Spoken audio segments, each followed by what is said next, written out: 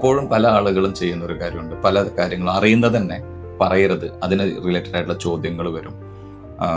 അപ്പം അത് നമുക്ക് ദോഷമായിട്ട് ചിലപ്പം വരാനുള്ള സാധ്യത ഉണ്ട് എന്നുള്ള രീതിയിലൊക്കെ പറയുന്നത് കേട്ടിട്ടുണ്ട്. ബയോഡാറ്റ ഫിൽ ചെയ്തപ്പം പ്രേമനുണ്ടായിട്ടുള്ള എല്ലാ കാര്യങ്ങളും, അതായത് അക്കാഡമിക് ആയിട്ടുള്ള കാര്യങ്ങൾ, അക്കാഡമിക് അല്ലാത്ത അതിനോട് റിലേറ്റഡ് ആയിട്ടുള്ള കാര്യങ്ങൾ, വേറെ സർട്ടിഫിക്കേഷൻ കോഴ്സുകൾ, ഇതെല്ലാം അതിൽ മെൻഷൻ ചെയ്തിട്ടുണ്ടെന്ന് പറഞ്ഞു. അതെ, ഈവൻ UK പോയി പഠിപ്പിക്കാനുള്ള സാഹചര്യം കിട്ടിയത് പോലും അതിൽ മെൻഷൻ ചെയ്തിട്ടുണ്ടായിരുന്നു.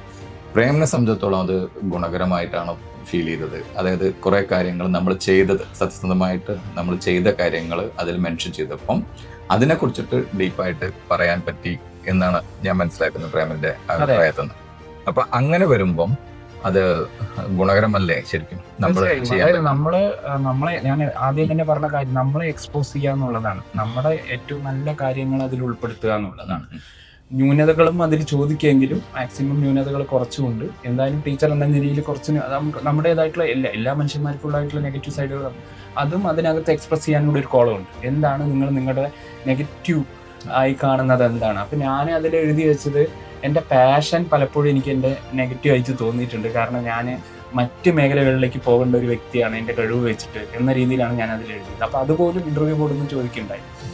അപ്പോൾ നമ്മളെ നല്ല രീതിയിൽ നമ്മൾ എക്സ്പോസ് ചെയ്യുക. നമ്മൾ സത്യസന്ധമായി കാര്യങ്ങൾ എഴുതിയിട്ടുണ്ടെങ്കിൽ പിന്നെ നമ്മൾ അതിൽ നിന്ന് ഏതെടുത്ത് ചോദിച്ചാലും നമുക്ക് ഉത്തരം പറയാം. ഓക്കെ, അപ്പം നമ്മൾ എഴുതുന്നത് എന്തായാലും നമ്മുടെ ജീവിതത്തിൽ നമ്മൾ പ്രാവർത്തികമാക്കിയ കാര്യങ്ങളാണ് എഴുതിയിട്ടുണ്ട്. അതാണ് സത്യസന്ധമായിട്ട്. എന്റെ ഓർമ്മ ശരിയാണെങ്കിൽ ഞാൻ കേരളോത്സവത്തിന്റെ കോർഡിനേറ്റർ ആയിരുന്നു. അതുപോലും ഞാൻ അതിനകത്ത് മെൻഷൻ ചെയ്തിട്ടുണ്ട്. കൊടുവാരി ഗ്രാമപഞ്ചായത്തിന്റെ കേരളോത്സവത്തിന്റെ കോർഡിനേറ്റർ ഇന്ന വർഷത്തിലായിരുന്നു എന്ന് പോലും ഞാൻ അതിനകത്ത് മെൻഷൻ ചെയ്തിട്ടുണ്ട്. കാരണം ഒരു ടീച്ചർ എന്ന് പറയുമ്പോൾ എല്ലാ മേഖലകളിലും വ്യാപൃതനായിട്ടുള്ള ഒരു വ്യക്തിയാണ്, പ്രത്യേകിച്ച് പൊതുവിദ്യാലയങ്ങളാകുമ്പോൾ. അപ്പോൾ അങ്ങനെയുള്ള കാര്യങ്ങളും നിങ്ങൾക്ക് എക്സ്പ്രസ് ചെയ്യാം. ഇങ്ങനെ സ്പോർട്സ് സംബന്ധമായി എന്തെങ്കിലും നിങ്ങൾക്ക് കണക്ഷൻസ് ഉണ്ടെങ്കിൽ അതൊക്കെ നമുക്ക് അതിനകത്ത് എക്സ്പ്രസ് ചെയ്യാൻ പറ്റും.